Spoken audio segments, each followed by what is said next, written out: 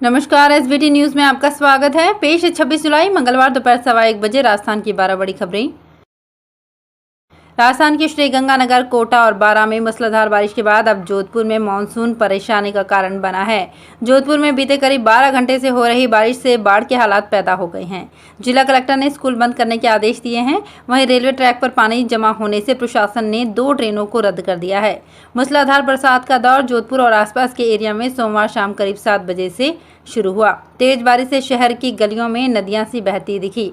मौसम विभाग ने पिछले 24 घंटे में 118 मिमी बारिश का आकलन किया है। नेशनल हेराल्ड केस में कांग्रेस अध्यक्ष सोनिया गांधी से ईडी की दूसरे दिन की पूछताछ शुरू हो गई है। करीब सुबह 11 बजे सोनिया गांधी राहुल और प्रियंका के साथ ईडी ऑफिस पहुंची। सोनिया से पूछताछ के लिए ईडी ने 50 सवालों की लिस्ट बनाई है, जिसमें 21 जुलाई को 25 सवाल पूछे गए थे। इधर कांग्रेस महासचिव अजय माकन ने आरोप लगाया कि दिल्ली पुलिस कांग्रेस के बड़े नेताओं को राजघाट भी नहीं जाने दे रही है।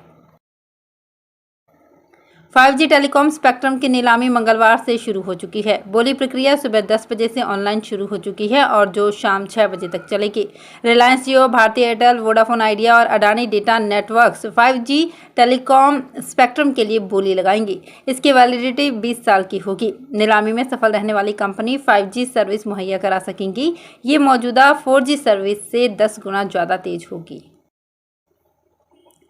दौसा के मेहंदीपुर बालाजी में एक बेकाबू ट्रेलर ने रात करीब 12 बजे 60 कांवड़ियों से भरे ट्रक को टक्कर मार दी। टक्कर इतनी भीषण थी कि कांवड़ियों से भरा ट्रक पलट गया। 40 से ज़्यादा कांवड़िए घायल हो गए। दरअसल कांवड़ियों का एक जत्था महुआ के गाजीपुर से 23 जुलाई को कांवड़ लेने के लिए पुष्कर गया था, जो सोमवार को वापस अपने गांव गाजीपुर आ रहा था। इस दौरान मेहंदीपुर बालाजी थाना क्षेत्र के नेशनल हाईवे पर स्थित ठीकरिया चौराहे के समीप सोमवार रात करीब 12 बजे स्पीड में आ रहे एक अनियंत्रित ट्रक ने रोड किनारे चल रहे कांवड़ियों के ट्रक को टक्कर मार दी। इससे ट्रक 300 मीटर आगे जाकर पेट्रोल पंप के पास मिट्टी में धंस कर रुक गया।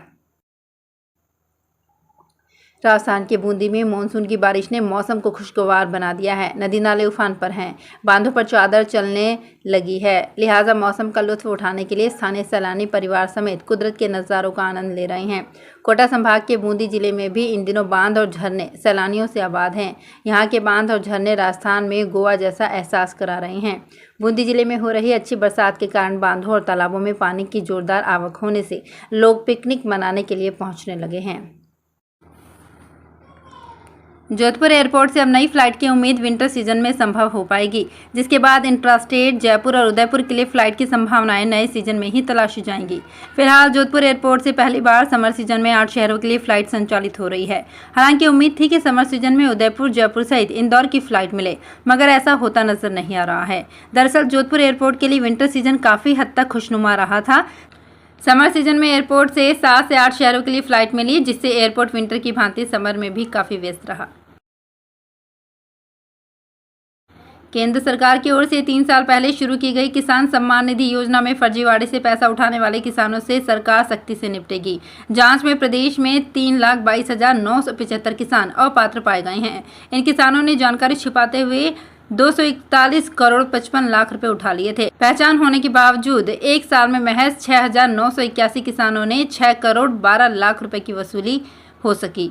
पहचान होने के बावजूद एक साल में महज 6,981 किसानों से 6 करोड़ 12 लाख रुपए की वसूली हो सकी। सीकर जिले में 7,037 अपात्र किसानों ने 5 करोड़ 60 लाख रुपए उठा लिए थे।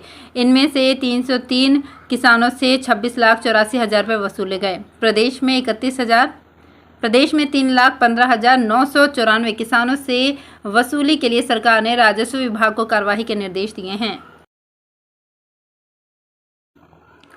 जयपुर में रेलवे ने पायलट प्रोजेक्ट के तहत ट्रेनों में पेपरलेस टिकट चेकिंग की व्यवस्था शुरू कर दी है। उत्तर पश्चिम रेलवे के जयपुर मंडल को 139 हैंड हैंडलिंग टर्मिनल मशीन दी गई है। जयपुर से शुरू होने वाली डबल डेकर जयपुर जोधपुर और जयपुर उदयपुर एक्सप्रेस ट्रेनों में टिकट चेकिंग भी इन्हीं मशीनों से की जा रही है। 12 मशीनों से टिकट चेक किए जा रहे हैं। 127 मशीनें तकनीकी कारणों के चलते काम में नहीं ली जा रही हैं। टीटीई को चुनिंदा कोच में मिलने वाली सीट सिस्टम में दिखाई नहीं जाती। वहीं खाली आरएसी बर्थ का भी अलॉटमेंट नहीं होता। कांग्रेस में संगठनात्मक विस्तार पर कवायद तेज हो चुकी है। प्रदेश नेतृत्व आगामी विधानसभा चुनावों को लेकर संगठनात्मक नियुक्तियों और फेरबदल में जुटा हुआ है। 7 महीने पहले प्रदेश में सीकर सहित 13 जिलाध्यक्षों की ताजपोशी की गई थी, लेकिन अभी तक इन सभी जिलों में कार्यकारिणी नहीं बन पाई है। ऐसे में संगठन का काम रफ्तार के साथ आगे नहीं बढ़ पा रहा है।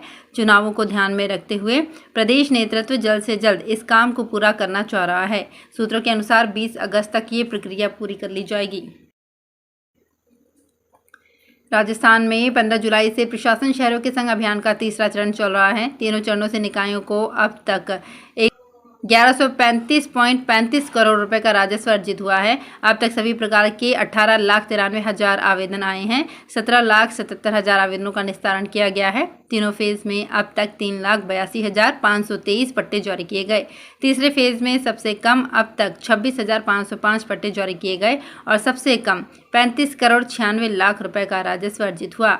बीकानेर में कमिश्नर ने सरकार को रिपोर्ट भेजी कि नगर निगम द्वारा 3,534 पट्टे जारी किए गए हैं। लोगों की शिकायतों पर फर्जीवाड़ा खुला है और अब इसकी कलेक्टर और मेयर ने जांच कराई तो सामने आया कि अब तक केवल 362 पट्टे ही जारी किए गए। राजस्थान में ट्रेजरी और सब ट्रेजरी को हटाकर विभागों को शक्तियां देने वाले नए पे एंड अकाउंटिंग सिस्टम को लागू करने की राज्य सरकार की कोशिशों को झटका लगा है। सीएजी ने वित्त विभाग की इन कोशिशों को संवैधानिक प्रावधानों के विपरीत बताया है। नए अकाउंटिंग सिस्टम को लेकर राज्य सरकार की ओर से भेजी गई पत्रावली के जवाब में सीएजी ने लिखा है कि मौजूदा अकाउंटिंग सिस्टम की जगह नया पे and A system DPC act 1971 के प्रावधानों के खिलाफ है। स्वाधीनता दिवस 2022 का जिला स्तरीय समारोह इस बार अजमेर पुलिस लाइन मैदान में होगा। समारोह की व्यवस्थाओं के संबंध में विभिन्न विभागों को उत्तरदायित्व सौंप दिए गए हैं। इन कार्यों को 10 अगस्त से पूर्व पूर्ण करने के लिए कलेक्टर ने निर्देश भी दिए हैं। पुलिस लाइन मैदान में संयुक्त परेड, सामूहिक व्यायाम प्रदर्शन एवं सांस्कृतिक कार्यक्रमों के लिए व्यवस्थित किया जाएगा। इसमें आवश्यकता अनुसार ट्रैक एवं अन्य कार्य करवाए जाएंगे। पूर्वाभ्यास 5 अगस्त से ही आरंभ किया जाएगा। तो फिलहाल इस बुलेटिन में इतना ही, फिर हाजिर होंगे कुछ और बड़ी खबरों के साथ। अगर आप भी अपने आसपास की छोटी बड़ी और महत्वपूर्ण खबरों से अपडेट रहना चाहते हैं तो सब्सक्राइब कीजिए हमारे चैनल एसपीटी न्यूज को और प्रेस कीजिए बेल आइकन पर।